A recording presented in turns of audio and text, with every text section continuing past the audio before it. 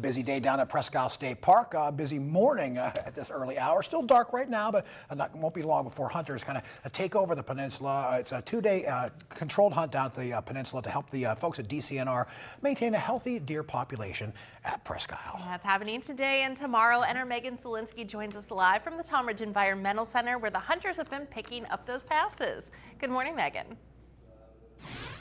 Good morning, Mark, Tracy. The hunters have picked up their passes and are now on their way into the park, waiting for that daylight for that hunt to start. But it's not as busy of a year as it has been in years past. I have Holly Best here. You've been organizing this hunt. You've been seeing the hunters come in for several years. Can you just talk about what you're seeing this year?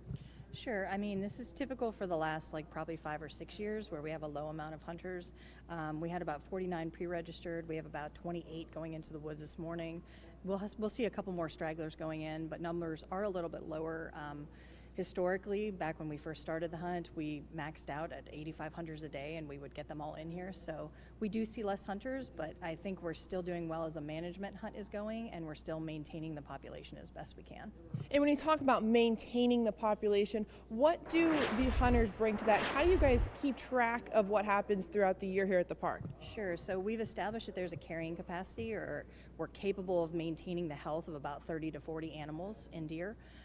And what we do every year is in the springtime, we actually have a helicopter flight. We have a couple staff, and they identify the animals that they see.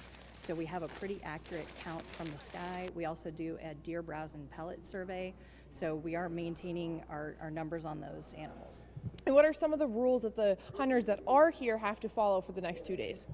Well, they just have to be as safe as possible. We follow all Pennsylvania Game Commission rules and regulations. We also limit this to a deer-only hunt, so you can only shoot deer when you're in the park. We also encourage them to take doe as much as possible to help us maintain that population.